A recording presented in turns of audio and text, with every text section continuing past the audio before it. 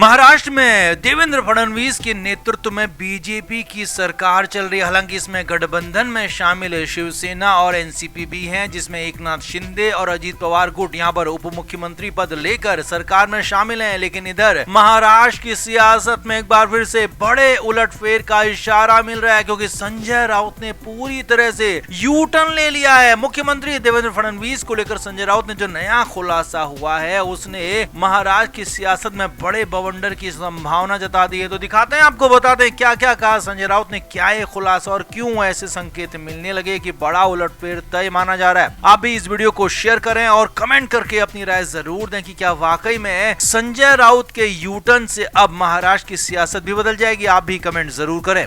तो महाराष्ट्र में 2014 से पहले बीजेपी और शिवसेना यानी कि उद्धव ठाकरे की पार्टी बिल्कुल दांत कटी रोटी वाली दोस्ती थी। इन दोनों में बड़े भाई छोटे भाई को लेकर कभी कोई दिक्कत नहीं हुई। लेकिन 2014 के चुनाव से पहले बीजेपी और शिवसेना का गठबंधन टूट गया, और ये गठबंधन जब टूटा तो उसके बाद महाराष्ट्र में बीजेपी और शिवसेना ने अलग अलग चुनाव लड़ा। हालांकि चुनाव के बाद एक बार फिर शिवसेना बीजेपी के साथ सरकार में शामिल हुई, देवेंद्र फडणवीस मुख्यमंत्री बने। लेकिन 2019 के चुनाव के बाद जो हालात हुए, उसके बाद तो पूरी तरह से दोस्ती दुश्मनी में बदल गई, क्योंकि उद्धव ठाकरे ने कांग्रेस और एनसीपी के साथ मिलकर सरकार बना ली और बीजेपी को पूरी तरह से साइडलाइन कर दिया। अब इधर देवेंद्र फडणवीस ने हाल ही में खुलासा किया था कि वो 2014 में जो बीजेपी और शिवसेना का गठबंधन था, तो उसके लिए बीजेपी बहुत कम सीटें लेने को तैयार थी। लेकिन उद्धव ठाकरे 151 सीटों पर अड़े हुए थे और सिर्फ 4 सीटों को लेकर, जी हाँ 147 सीटें बीजेपी मान चुकी थी, लेकिन उद्धव ठाकरे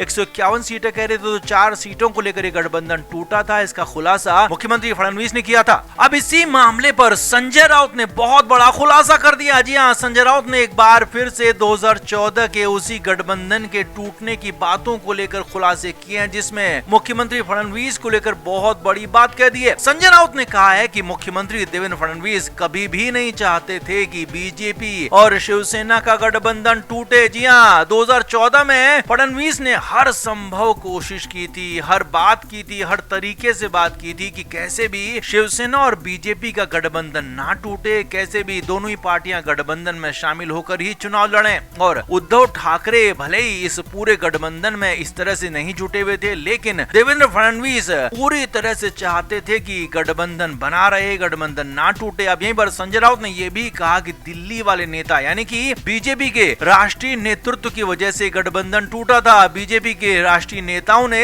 गठबंधन को तोड़ने में बड़ी भूमिका निभाई थी। ये दावा संजय राउत ने किया, ये खुलासा किया। अब इस खुलासे के बाद पूरी तरह से साफ साफ बड़े उलटफेर की आशंका दिखने लगी है, क्योंकि संजय राउत ने खुलकर देवेंद्र फडणवीस की तारीफ की है, खुलकर कह दिया है कि हमेशा से देवेंद्र फडणवीस उद्धव ठाकरे के साथ गठबंधन के हिमायती रहे और गठबंधन किसी भी हालत में तोड़ना नहीं चाहते थे। तो क्या महाराष्ट्र में अब नई सियासी तस्वीर बन रही है, वो भी आपको दिखाते हैं। असल में हाल ही में एकनाथ शिंदे और मुख्यमंत्री फडणवीस के बीच में तकरार की खबरें आती रही, दोनों के बीच में विवाद की बातें आती रही। और यही नहीं, दूसरे डिप्टी सीएम अजीत पवार ने भी मुस्लिमों का खुलेआम समर्थन किया था, जबकि देवेंद्र फडणवीस लगातार मुस्लिमों को खिलाफ बातें करते रहे। तो ऐसे में लगातार दोनों ही उप मुख्यमंत्रियों के खिलाफ बीजेपी के बीच में कुछ माहौल बन रहा है। मुख्यमंत्री देवेंद्र फडणवीस की दोनों ही उप मुख्यमंत्रियों से वैसी नहीं बन रही है, ऐसा लगातार कहा जा रहा है, ऐसी सियासी चर्चाएं चल रही हैं। तो इस बीच अब महाराष्ट्र की सियासत में संजय राउत के इस बयान के बाद नई आशंका, ये संभावना यहाँ पर होने लगी है कि क्या